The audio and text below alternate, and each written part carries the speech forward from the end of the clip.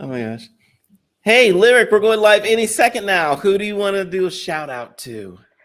Oh gosh, I'd love to give a shout out to any of my viewers who have come over from the Neurodivergent Rebels Facebook page to hang out with us today. Uh, yeah, hey everyone. Hey, shout out to the Neurodivergent page. Here we go.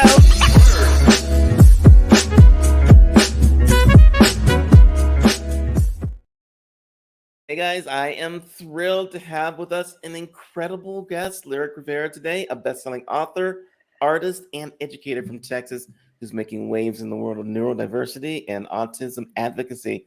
As a queer, transgender, and autistic individual, Lyric brings a wealth of personal and professional experience to their work and has significant contributions to the neurodivergent community through their Neurodivergent Rebel blog, shout out to them, and NeuroDivergent Consulting. Lyric is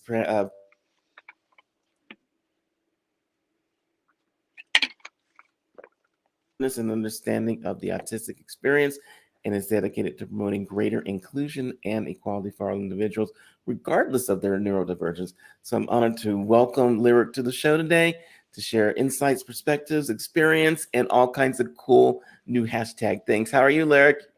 Great, and I'm honored to be here. Thanks so much for inviting me. Hello. It's fun. Hey, for anyone who Yeah. is listening, watching, and being, if you would like to ask questions, leave comments, please do so. We can pick them up and I can put them on the screen. Um, and we can just talk to Lyric together. For example, oh, Sonia, I love you. You are the best. I love this. As you know, my son is autistic. Let's talk about that too. So, Lyric, let's just jump right into this. Yeah. We'll start from the beginning because a lot of my audience doesn't necessarily know who you are. But could you tell us about your experience as a neurodivergent person and how it shaped your advocacy work? Yeah. So for me, very specifically, a huge part of my personal story is I'm a late discovered autistic ADHDer. So I Mhm. spent the first 29 years of my life not knowing I was autistic, and then the ADHD was diagnosed in my mid 30s. So both of the things, I went through life thinking I was operating with the same brain that everyone else had, even when that wasn't necessarily true. And so, not knowing that information about myself really had a big impact on me because I spent most of my life having non autistic, non ADHD expectations for myself. And so that has been something that's really heavily influenced my advocacy and the work I do because I'm going to be 36 next week on Wednesday. Happy birthday. And thank you. And so I'm in this missing generation of autistic people because they didn't start screening for autism in young people until like I think after I'd already graduated high school. Okay. So people my age and older were part of what we call this missing generation who were never screened, and a lot of us were missed. And so we've had to learn to blend in and cope. And there's a lot of us out there, we're just like sleepers, in the world. Mm-hmm. And a lot of us have no idea we're autistic. And I had no idea for almost 30 years until I had to try and do something I couldn't do Mm-hmm. and fell apart from not having the support in place I needed to be able to do the thing. And I could have done the stuff if I would have had support, but because nobody knew I was autistic, myself included, nobody wanted to give me the support. Gotcha. So I was really stuck and not doing well until Let's, finding out I was autistic. okay. So let's dive into this because one of the things I want to do today is open up people's minds about, what is autism, what is neurodivergence, is everyone different, and all these sorts of things. So what are like, what are some of the like misconceptions that people have about autism? I think one of the biggest misconceptions, at least that was prevalent in my time, and maybe we're getting rid of this now, is that all autistic people were like Rain Man, because that was like the autism stereotype we had growing up. Uh-huh. Now we have autism stereotypes that are like the good doctor and like a few other like superpower autistics who are kind of these like a lot of times they're like checklists of diagnostic criterias and they're not a Mm-hmm. very human picture of what it's like to be autistic. Because the biggest misconception I think is that we're all the same or that we are all um, non-speaking, even though a large percentage of us can be non-speaking. Mm-hmm. We also can be overly like speaking or like I don't know when to shut up. basically. That's me. I know that's messed Well, up. that makes I you have the no perfect social. podcast guest. Yeah, but like, so we range a full spectrum, and people think it's a spectrum from high to low functioning, but it's actually like more like a color wheel. And it's Mhm. like we've all got different shades and colors, where it's like communication is different, Okay. or it's sensory processing that is different, or like the memory. Sometimes we have really good long-term memory, and I'm autistic ADHD, so it's hard to separate the two. But like, I kind of joke with my partner, like, I've got this goldfish memory for like the working memory. It's terrible, but I can remember like clear as day being 1.5 years old, but the long-term memory is forever. So it's like this weird paradox where people are like, don't understand why you've got this spiky set of skills where I'm really good at this thing, but I'm really bad at all these other things. And people expect you to be good at everything when you're good at something, Yes. or when they see you're really bad at something that they feel is simple, then automatically they're like, oh, you're a crummy human. If you can't do this simple thing, you can't do anything. And so it's like I'm either being underestimated my entire life, which is unfortunately something that I think a lot of autistic and neurodivergent people Yeah. experience. So I want to really go into like the whole autistic spectrum. I want to talk about like what are like some of the unique strengths, and perspectives that neurodivergent people can have, especially in the workplace and other settings, because a lot of times people look at autistic, they look at neurodivergent, they say, nope, can't have that, don't understand it. So give me something. Tell me what Yeah. is. Well, it's going to be different from person to person. No two autistic people are the same, even though we've got the same Mhm. diagnosis. We're very different people. But with neurodivergence, whether it's ADHD or dyslexia or autism or OCD or anything, a lot of us tend to be really good at doing things that kind of catch our attention.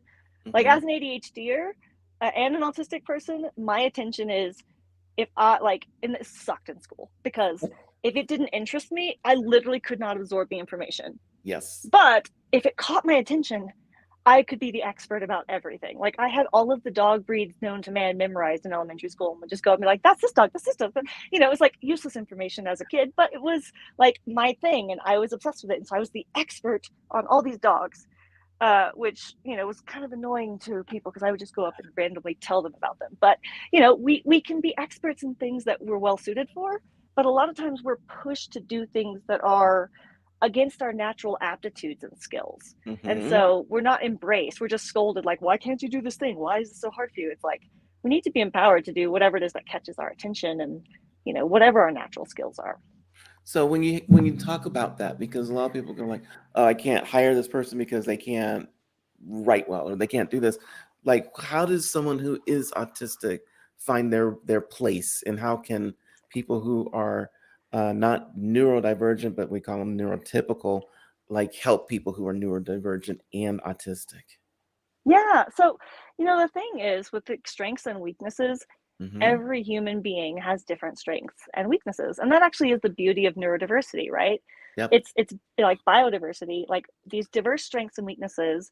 Like, for me, something I'm really bad at is proofreading. And Mm-hmm. believe it or not, like, I'm doing this spoken communication with you here, but these are things I've talked about a lot, so it's kind of easier for me to talk about these things. But I do a lot better in written communication. Like, written communication is my thing. Okay. So, like, if I was expected to be able to do things on the fly without a lot of mental prep time, like, Mm-hmm. I would fail miserably. So, like, when I used to be working in corporate in someone else's company, I would spend hours like preparing these scripts and rehearsing to go into these business meetings. And in the meeting, I would look like a star, but no one would see like all of the hours that went into that prep time. And that it was way harder for me to do that. Whereas Mm-hmm. other people could just go fly by the seat of their pants and do it, where it's like I couldn't just do it that way, these interviews or these things I had to do for work. And so it was more of a process for me. But like, if I was going to like compose an email or write a proposal, like, I'm good at those things, but I'm Mm-hmm. not good at everything. I'm also really bad at proofreading. And so, like, in one organization, this was like such a problem. It was like on every performance review I had, which ate at my self-esteem because it didn't matter how hard I tried, because I'm also hyperlexic. My Uh-huh. brain like digests text so fast, and it corrects things for me. I have autocorrect in my brain, I guess. So I can't see the typos. I cannot see them. And so there's like, it's so hard. And I'm constantly like correcting my work after I publish it even now. But I've learned to accept this in myself. And when I worked in a team where this was a problem, I was berated for it constantly. But when I worked in a team that was like, hey, they've got this weakness that, nobody else has this weakness. Everyone else can do this. Instead of like singling me out, they were like, hey, let's just get everybody Grammarly. So everyone has it. Nobody singled out. And let's set a rule. Who are the 2 people who are the best at proofreading in our organization and love proofreading? Okay, we got those people. Those are our 2 official dedicated proofreaders. From now on, anything that's a proposal or something really official going out on social media, whatever, has to be seen by our second set of eyes. Okay. And that was like standard across the company. Nobody singled out. And once again, it was like, hey, people have typos. That's okay. Let's fix the problem instead of like berating people for having typos. Yeah. Because it shouldn't matter that I have this one weakness that most people are pretty good at, because most people are pretty good at it. So who cares, right? So like in your company that you were working in, like they figured out how to actually work with you and the group in general. Like, what are some things that you would say, I don't know, in small business to big business, if you want to like include people and make it inclusive, what is it that we need to do? Listen, have Okay. empathy. The biggest obstacle I have faced is organizations that are really set in their ways and aren't willing to take feedback from people unless their executives are on the leadership team. And it's like, we need people to be able to manage up in all directions and to be able to speak up and say, hey, this system is not working and this is how we could make it better, or I could work more efficiently if I could do this. Or like, when I also moving from a company that was not empowering me to a company that did empower me. Yes. This company that I had been working from home at, but they wanted more people in chairs just for butts and chairs. So I was like, that's not working for me. I moved to a company that had never had a remote employee before. But instead they're like, that's not how we do things. The new company's like, okay, we've never done this before. Tell me how you can work remotely from home and how you will make this work, instead of this isn't how we do it. Like, it's how, with curiosity, like, okay, you say this is what you need, how does this work for you? Yeah. Like, and then I said, oh, this is, I laid out a plan, like, well, this is for time tracking and I have a calendar and we can do this, and I laid out lots of plans and options, and we came up with a system together that worked. And eventually that same company, by the fall of 2019, had moved completely remote. Everyone was remote, which saved our butts when COVID happened in the spring of 2020, because we were already remote and had no physical office. There you go. So it benefited the entire organization. So if somebody is neurodivergent, they know they are, and they're going into a workplace, is it something that you should really like up front? You go like, okay, look, I'm neurodivergent. I'm going to have these challenges. Or do you just wait until it bites you in the butt and then you go like, well, I am neurodivergent, so I need these changes. Like, how do you handle it? That's hard. That's really hard, because there's not a one size fits all answer to this.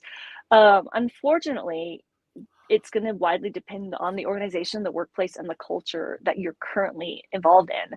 Like, Yeah. if you're coming into a new organization and you don't know anybody yet, and you don't know if it's really safe, a lot of us aren't probably going to out ourselves, because we've had bad experiences sharing this, and we've either been pigeonholed or had it backfire, or we've had people do the, oh, well, you must be very high functioning, so you don't really need that much help. Like, so a lot of us are very hesitant to share because we don't know if it's safe.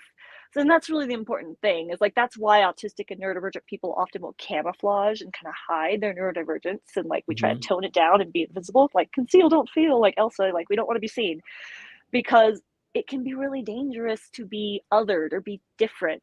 And especially like if your organization is one where they have these separate disability disclosure pipelines, and they are one that is not like doing real inclusion, they have like segregation, segregated pipelines where you have to out yourself and say, hey, I'm autistic, I need these accommodations. Then your team members, this is what happened to me, I outed myself and asked for things, and everyone was like, it's not fair for them to have what I want that too. And it put me on a pedestal in light I didn't want to have on me, and it's like a target on my back because I had to do that. And so it's like, it was a hostile work environment, but at company B that I moved to, I disclosed in the interview process, but the owner of that company was someone who sat on the board of an autism charity, so they knew autistic people. So they knew my capabilities before I really went into the formal interview process. So it's like, it's hard because you have to know if you're safe. It's interesting. And by the way, we've got lots of people who are just right on board with what we're talking about. We've got Katie. Thank you for showing up. Thank you so much for sharing. Katie says, Caden's out there. I feel this so much. ADHD causes the need for a lot of workarounds so you aren't caught on the spot. And I do not know how to say this name. Moats. Place the Moat. page. Moat. Okay, Moat. I love the universal accommodations approach.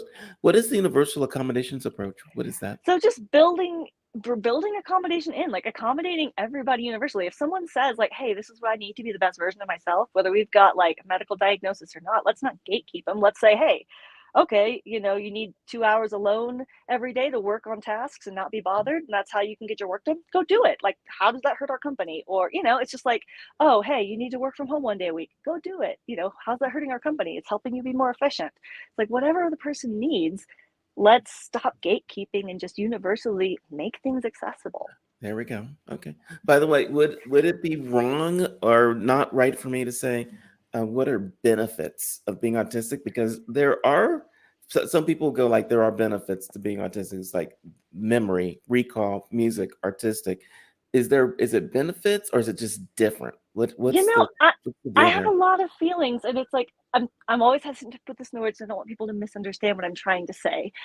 I feel like being autistic, it's more of a difference than anything. We have different strengths, we have different weaknesses. Because our world is so poorly set up for autistic people, it can Mhm. be a struggle. Some people, it's more of a struggle than a blessing for sure. But at the same time, what I do see with autistic people is we definitely have strengths, but a lot of times even our strengths are painted as weaknesses. So, for Yeah. example, autistic hyperfocus, it is in the DSM as something they diagnose us with, but it's like they say, oh, we're like stuck in our own little worlds, focused on things and, like ignoring everyone around us, blah, blah, blah. And like, this is a bad thing, which it can be. Because Hmm. sometimes I can't let go of something and it's like a problem with no solution, and I'm going to obsess over it and make myself like not okay because I can't let it go. So, yes, but at the same time, though it can be like my greatest weakness and my greatest time suck, it's also my greatest strength. So it's Yes. like neither a good thing nor a bad thing, because that hyper focus and that like inability to let things go is what like the problem is stays in my head, and I can't let it go and I can't let it go. So I have to like keep working on solving the problem because I can't let it go. Okay. So it's it's a skill, but it's always painted as a weakness. So, but it's like it depends on like how it's being activated. If it's like a helpful obsession or an unhelpful obsession, I guess. Yeah. I don't know. It's an interesting conundrum, right? Because Yeah.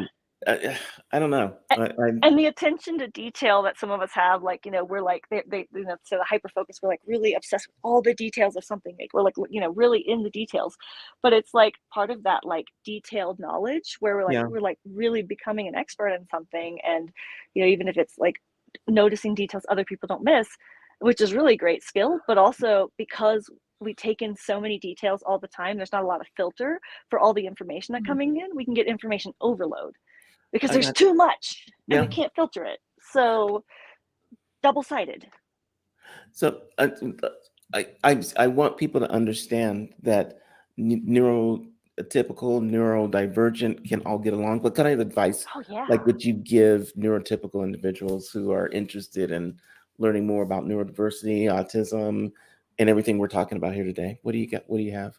I think what has helped me the most, and I'm an autistic person, is learning from other autistic and neurodivergent people. Follow blogs of autistic and neurodivergent people. Follow ADHD blogs. Follow autistic blogs. Uh, don't get all your information from just a bunch of medical textbooks. Like, Yes. look for the human experience. Because I like stumbled across autism in a book once, and then I was like, oh, that's like, it was an autistic person talking about their experience. I'm like, oh, that's just like me, huh? And then I went and Googled autism and looked at the medical terminology and went, okay, no, not me. And so I shelved Yeah. it for like months until like I got referred for a mental health assessment. And then I brought it up again. I'm like, hey, can we just look at this autism thing to like check it Yeah. off a list? And then it was like, surprise, autism. Ah, but I maybe could have found out sooner if I had like read more humanized autistic perspectives and like saw what it's actually like to be an autistic person versus these neurotypical studying neurodivergent people under a magnifying glass, like, look at these weird autistic people, they do these rituals that make no sense. It's like, actually, if you ask us, they make a lot of sense. We can explain it all to you if you just ask. Yeah, I think I look at musicians, they've got these rituals before they go on stage, or you've got artists that do things before they paint and things like this.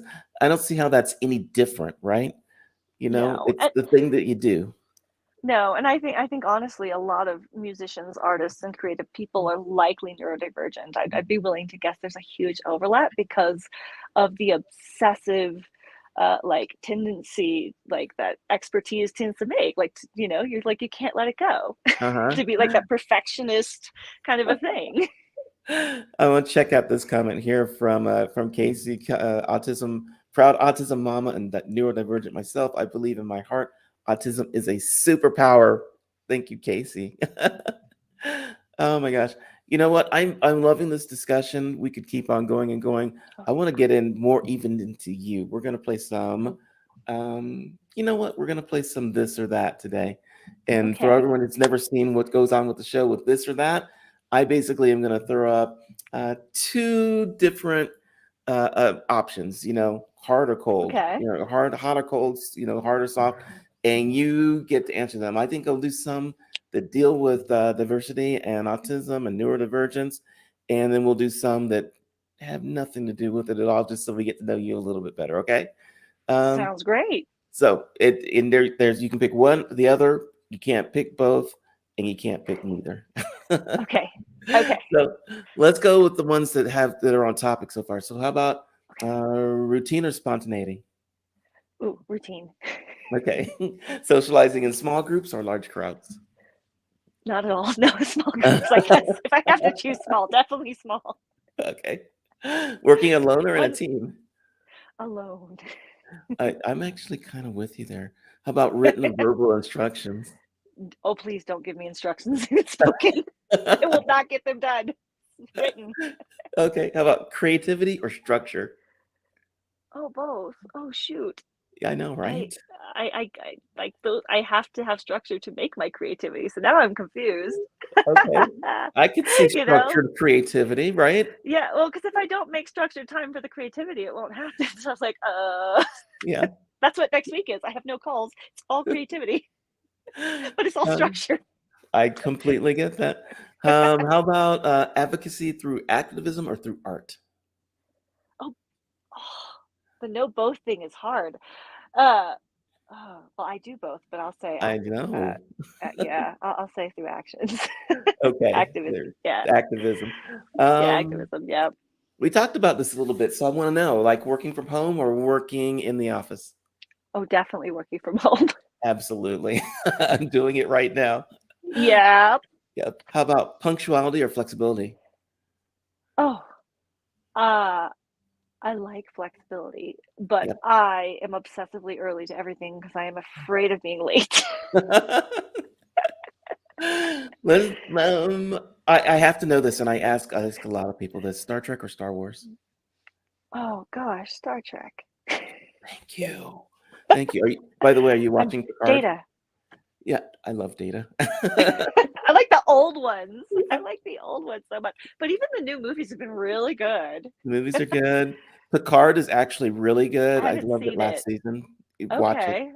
Okay. Okay. Cats or dogs? Oh, dogs. Have you got your dog there with you? He left me. He's on the floor Oh, now. I he had was a wiener so dog in my lap for cute. like half of the show. Yeah. He's a good boy. He decided he wanted to go sit by our heater. Yeah. Are you an early bird or night owl? Ooh, night owl, but I wish I was an early bird. Wow. Okay. Let's do easy. Marvel or DC? Oh gosh. Marvel? Marvel. I Yeah, just saw Marvel. It has to be Shazam, the Marvel. second one yesterday, and it's like awesome. It's like, It's so hard, man. yeah. You put me on the spot like that. No, I didn't come up with the I'm thing you like one or the other. I'm just throwing them gonna out there. alienate half my audience in 1 minute now. How about action movies or comedies? Oh, comedy.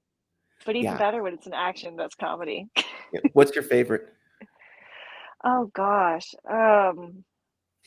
Oh gosh. See, now I told you don't make me think of anything off the top of my head because I'm You not don't gonna be have to able to think pull of anything off anything. the top of But your my head because favorite movie off the top of my head is Into the Wild, but that's not an action or a comedy. really, I don't know that Yeah. one, so now I have to watch Oh, it. it's kind of like based on like a true story. It's really interesting. Okay, it's going to be on the list. Last one: indoor or outdoor activities.